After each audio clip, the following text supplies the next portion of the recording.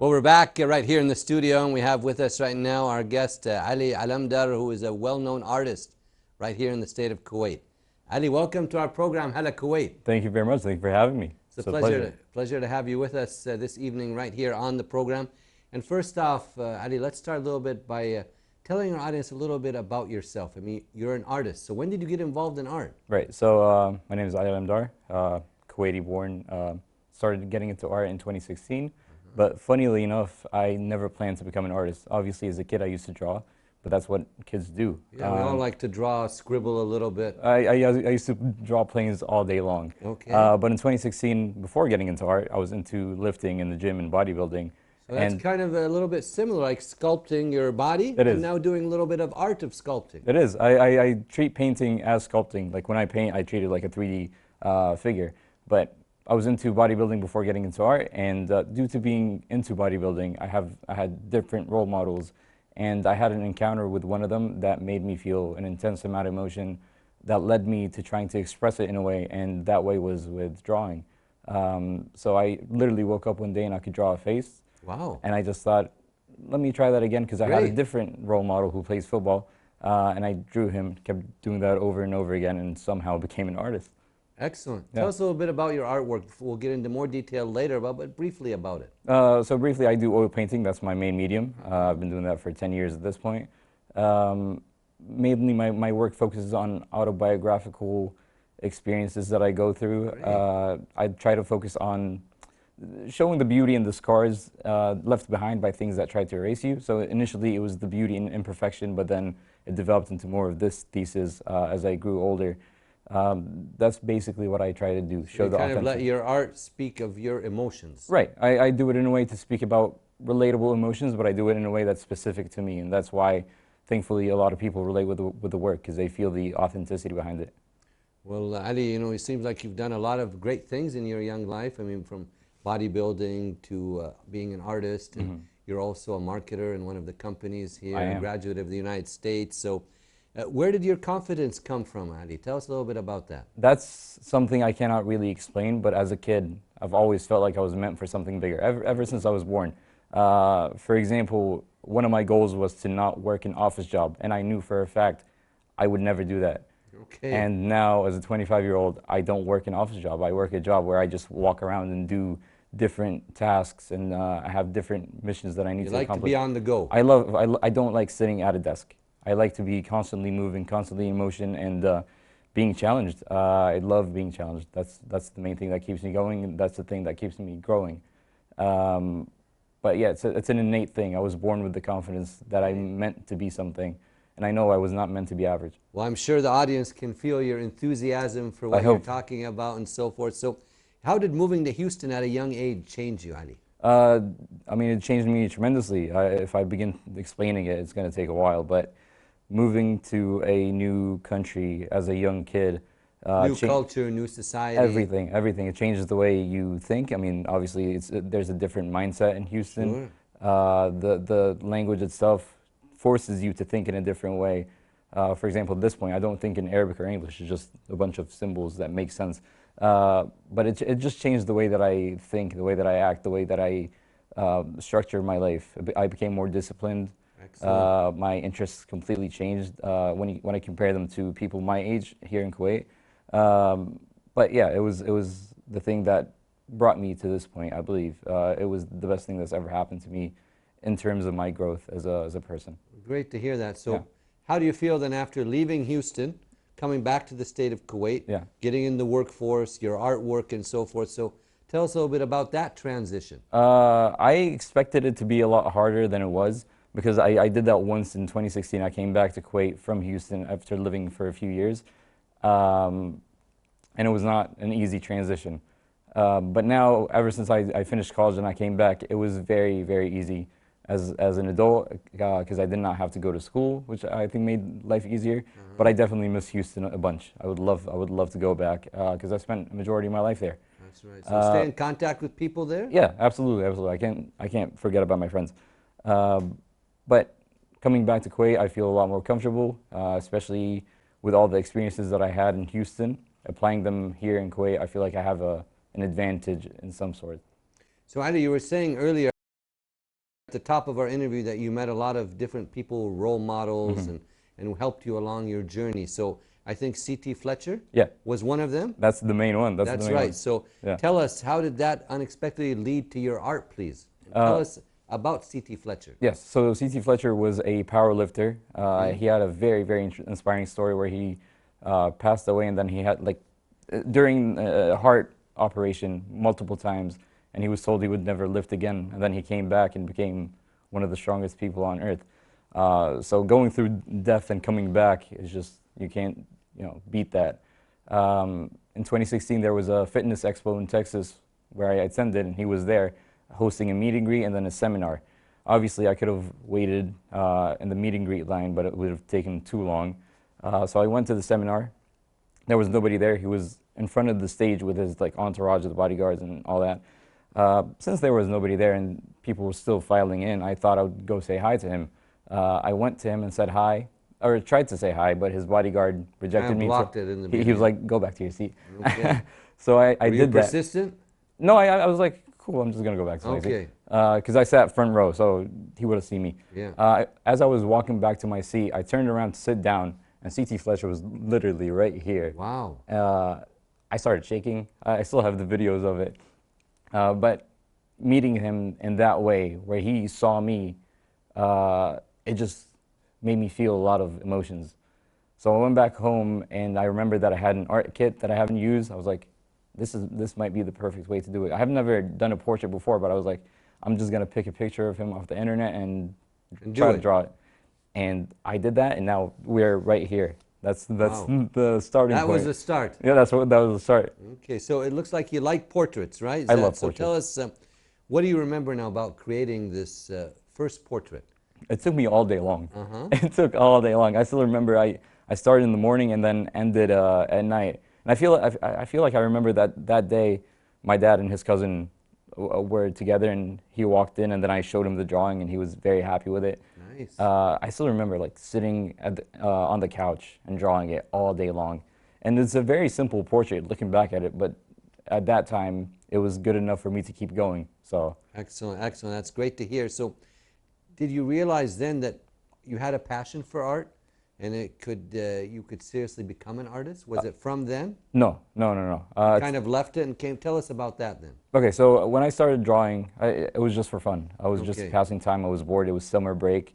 So I just did it for fun. I tried to draw people that I enjoy. For example, C.T. Fletcher, and then J.J. Watt. He plays, or he used to play. He's an NFL player. Yes. Right. You know J.J. Watt. That's amazing. Yes. I follow the NFL, so I like that. Who's your favorite team? What's that? Who's your favorite team? My favorite team are the Minnesota Vikings. No, the Texans. But I drew J.J. Watt, and then from there I drew different people that I enjoyed. When I started considering becoming an artist was 2019, when I first won my first competition. So the cutoff age to join the competition was 18 years old, and I won it at 18. Wow. So that's when I was like, maybe I need to pursue this. Okay. And I did, and yeah, it worked out, thankfully. So how did a failed university plan end up changing your life for the better? So tell us about that. That's an interesting question that we have for Tell Us. It is an interesting question. So in 2018, I was supposed to go back to Houston to do my bachelor's. That's when I would have graduated high school, but that didn't work out, unfortunately, so I had to stay back another year, and I went back in 2019. But if I did go back in 2018, I would not be painting the way that I am now, because why is that? In June 2018 is when I found the art style that I use now. Which is? The expressionism, the abstract portraits that I do. Okay. So my signature style, I stumbled upon it in 2018 in June, which is around the same time I would have left to Houston. So if I did leave, I would not have won my competition in 2019. I would not have continued art, because it was just a hobby that I had until I went back to Houston and then continued my life. But I'm really glad that didn't work out the way that I wanted. Timing is everything. Timing is everything, yeah. But yes, that's how it happened. I got held back here, but thankfully I found my art style. Alhamdulillah, that's great to hear that. And we're going to take a short break right here on Hala Kuwait, and then we'll be back with our distinguished guests, so stay tuned. Well, we're back right here in the studio. If you're just tuning in, you are watching Hala Kuwait right here on KTV2, the family channel. We're coming to you live from the Ministry of Information studios right here in downtown Kuwait, and back with our guest Ali, a well-known artist right here in the state of Kuwait. So Ali, tell us a little bit now, why things that you may initially may not really like, they become such a big inspiration to you. Yeah, so disliking something is an emotion that you have. It's very different than being indifferent to not feeling something. So once you feel like you dislike something, there's automatically something there that is interesting to you, but you don't want to admit it. Obviously, it starts off with misunderstanding. Most of the things that I dislike and then become obsessed with, I misunderstood in the beginning. But then once you start paying attention to them, you can start seeing a certain beauty. For example, Mbarkia is one of them. As a kid, I used to hate it. It's the old market here in Kuwait. It's the old market. As a kid, I used to hate it because there were no places to go play football, realistically. My parents used to take me there, and I just got bored and wanted to go back home. But as I grew, I started loving the place because it's very authentic and it's very, I don't know, it's not afraid of being itself. So that's usually how it goes with different things that I dislike. I just start understanding them more, and then I fall in love with them. So you had some difficult experiences in 2021, which you touched on some of them before, and then you came back. How did that influence your artwork? It caused me to want to tell my story in a more narrative-based way. So like I would sit down and write a full series and try to develop that. Okay. So in 2021, I did two series. I did Picking Up the Pieces and then Void. Tell us about that. Yeah, Picking Up the Pieces is trying to regain parts of yourself that you lost through experiences. So it's very emotionally charged. It's like figures trying to hold themselves together. And then Void is the exact opposite. It's like the numbness you feel after going through experiences. You just feel numb of different emotions. So 2021 was not the best year, but it caused me to develop that storytelling muscle that I have now, that I use in all my work.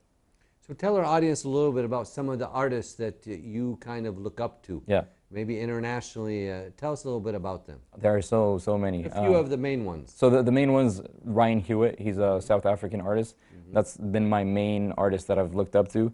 And then Andrew Salgado, Jenny Seville, and then when you go back, we got Mark Rothko, Norman Rockwell. There's a bunch of different artists, but these are the main ones. And then I have like a circle of different artists that keep rotating based on my taste. But these are the core artists that I look up to always. Yeah, you kind of study their work too and get inspiration from them? Right. I become obsessed with them. Okay, great to hear. I'm glad that you love your artwork so much. And so tell us, does creating a facade change the way you think about fear and death? Yes, so Facade is my 2023 series. It's a story that I wrote down and developed because I suffer from health anxiety. It's been something that took control of my life for most of it. So in 2023, I decided to sit down and try to tackle that issue. It follows a figure going through daily life. In the beginning of the series, the figure is just living its life. It's oblivious to anything, but then it starts noticing a presence that's looking at it. So it shifts to being more curious and then being afraid, and then tries to protect itself from the presence that it's looking at. And in the end, it gives up because it realizes that there is no way to defend against it. And that presence is like a representation of mortality or death, because you can do anything, but you're not going to avoid it. So it changes from, it progresses like a TV series or like a full story. The world around the figure falls apart as their thoughts of their invincibility kind of falls apart. And that really, really helped with my dealing with health anxiety and the fear that I have of mortality. So it was like me, going through therapy. And it helped you get past a lot of things? Yes. Feeling much better and everything? Yeah, it made me process the whole thing so much better. And also, it was my first actual story that progresses like a TV series. It was very fun. Yeah. Excellent, excellent. So you also say, we read about some of the things you've done and so forth. You say that the artist became the artwork. What does that mean to you today? Yeah, so over the last... Tell us about that expression. Will do. So over the last 6 months, I took a small break from art because I was not feeling the best mentally, so I decided to completely... A little burnout then maybe, huh? Yeah, I had a burnout, and then also I just wanted to completely shift the way that I go through life.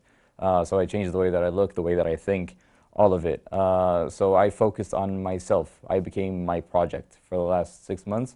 and thankfully it was one of the best things I've done. Alhamdulillah, that's great to hear. Now I'm facing a little setback because of my injury, but we're going to get back to it. Feeling okay? Feeling better? Okay. You told me it was a sports injury before we came on air. It is a sports injury, but thankfully feeling better. So it's a small setback. We Are you right-handed or left-handed? Right-handed. So now that gives you a little more time to reflect on things, huh? Right. I'm taking a bigger break from art because I can't draw.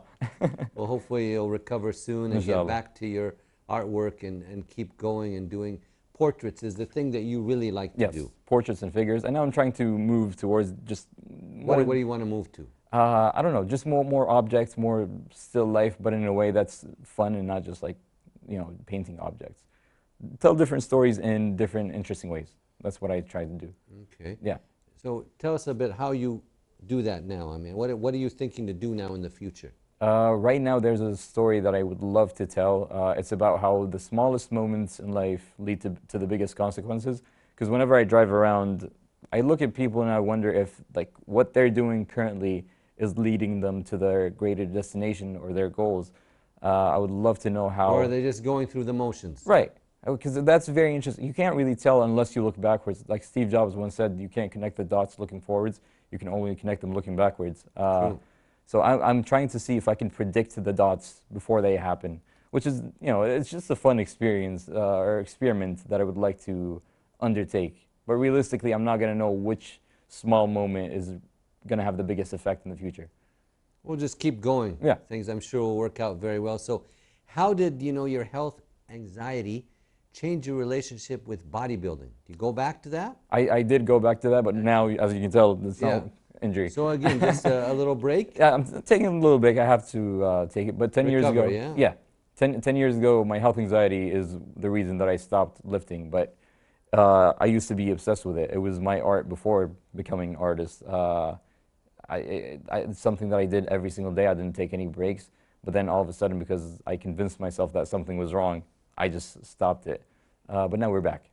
Okay, great to hear that. So sports and art, you know, it's a good combination. It lets you get a little relief either way, and then the artwork also helps relieve some of the daily stress, because you're also an employee also. I am a recent employee. I'm having a lot of fun with it. But yes, sports for the body and then art for the brain. So I covered all the bases.